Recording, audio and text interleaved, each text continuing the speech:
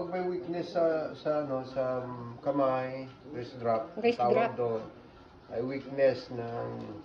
Hindi niya maiganon, kunwari. Oh, yeah. Oo, nakaganyan lang. So, tutulungan natin o may masakit, kaya hindi niya maganon. So, ilalagay ko dito ang tape.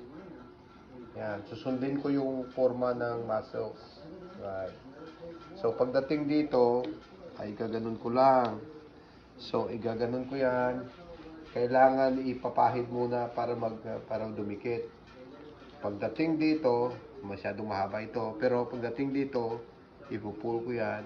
Tapos gano'n ko na yan.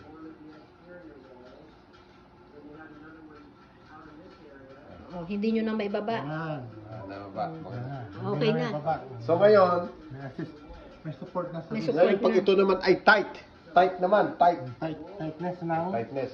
Ito naman sa kabila. Tightness. tightness ng Hindi nagaganon. Hindi mo masakit pag ginaganon. hindi niya magano'n. Ngayon, babalik ko yan. Oh.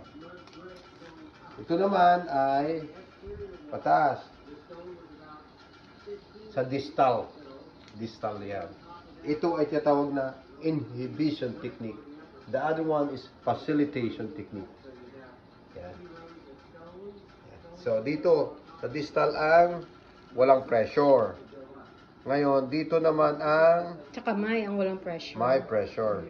Tawag yan. Sa taas ang Yan. may pressure. So, kaganyan yan, i-pull mo taas, tapos dito ay okay, good. Okay, good. Oh, ganyan. So, hinihila niya. So, na-release niya. So, he tried the muscle, the bandage or the tape, able to release that tightness. This one is able to lift. Nililift niya. Yeah, we can. Ito, hindi. Yeah.